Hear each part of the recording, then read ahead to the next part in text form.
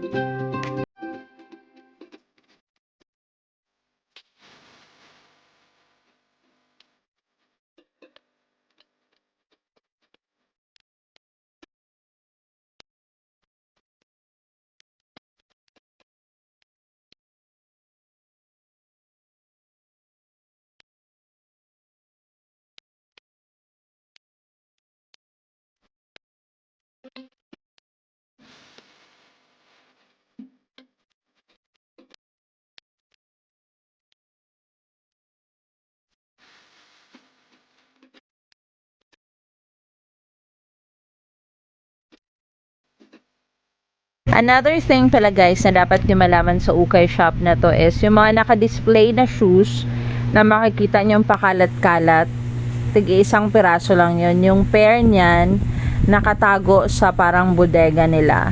So, kapag meron kayong magustuhan dito na shoes, ibibigay nyo dun sa mga tindera nila, hahanapin nila yon. Minsan it take 30 minutes to 1 hour ang paghahanap dahil nga sa sobrang dami ng sapatos, kawawa yung mga tindera. Kaya minsan beast mode sila kapag shoes yung binibili ni customer, sa totoo lang. Kasi maghahalongkat sila ng partner ng shoes na yun dun sa bodega nila na napakaraming stocks. Kaya pag bibili kayo ng shoes dito, more patience lang, wag mainip dahil I'm warning you guys, medyo matagal yung paghahanap nila ng shoes, okay?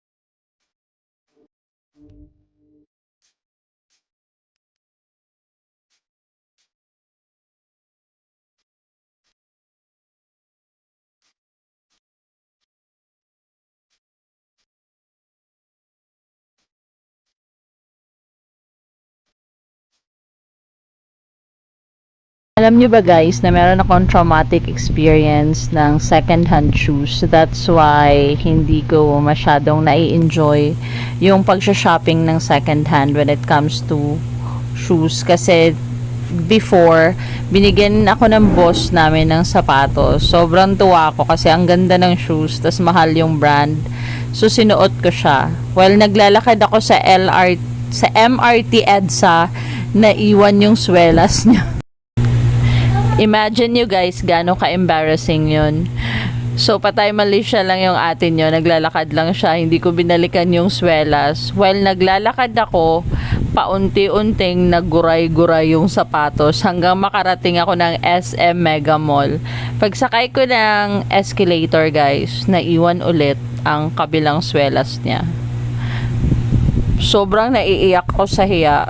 Pero walang lingon-lingon, lakad lang ako, and then naghanap ako ng tsinela sa SM department store. Sabi ko talaga sa sarili ko, never again sa mga second hand na shoes. Pero kasi yung shoes naman kasi na yun is yung pang girl siya. Siguro pag mga rubber shoes yung bibilhin nyo, baka okay naman. Pero it's just for my experience ha. Hindi ko na sinasabing ganun lahat ng sapatos. Pero just be very careful pag bibili kayo ng mga ukay na shoes. Kasi yung shoes kasi minsan ang bilis nila maging marupok. Kaya kung bibili kayo, pwede nyong like tupiin yung sapatos para makita nyo kung mayroon na ba siyang crack or may mga defect na ba siya, ganun. Basta just be very careful kasi talagang hindi nyo gugustuhin ma-experience yung na-experience ko.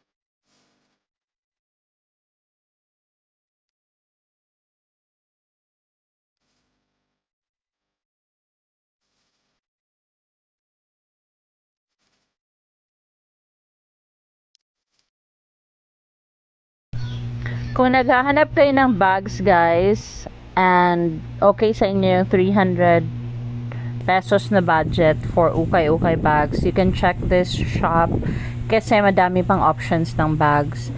So, kung matyaga kayong mag-isa-isa, because again, pag ukay, syempre maraming nakahalo na may mga damage na, pero marami pa silang goods dito na bags. Kailangan nyo lang mahabang pasensya as always, pero maraming cute dito na bags guys, I'm telling you.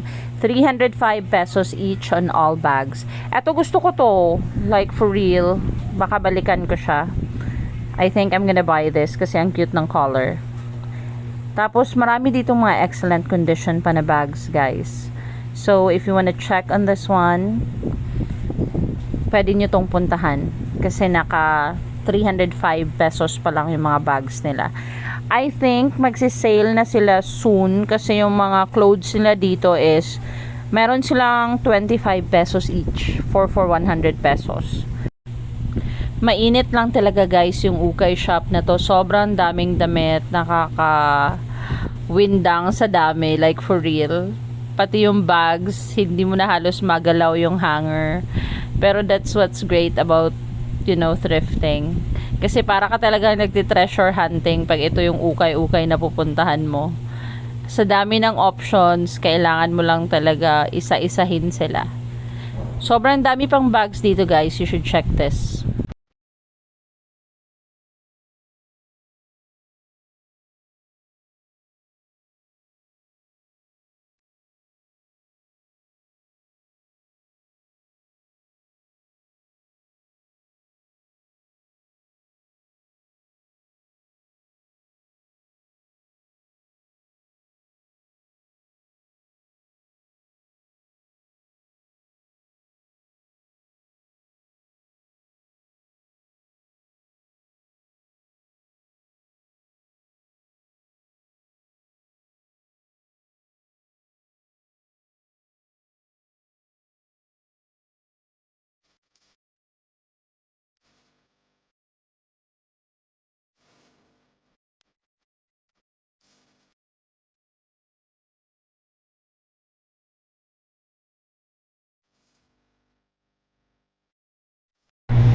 Yung location nga pala guys ng shop na to is sa Monumento lang. Ito yung favorite ukay-ukay shop ko.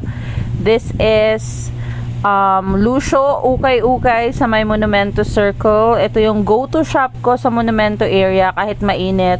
Nagtsatsaga ako mag-ukay-ukay dito kasi sobrang daming items na na-score ko dito na magaganda. Tapos ito din yung ukay na hindi nila hinihiwala yung mga branded items pag naka-sale. Lahat naka-sale, kaya nakakabili ako dito ng Levi's minsan 25 pesos lang. Again guys, Monumento Circle lang to sa may tapat ng SM Hypermarket. At yung mga nanonood ng videos ko, madami pa rin hindi nakasubscribe. Please don't forget to hit like and subscribe. And also, pwede nyo i-click yung bell icon para ma-notify kayo every time meron akong bagong video. I have many or more videos na ukay-ukay coming soon. Thanks guys!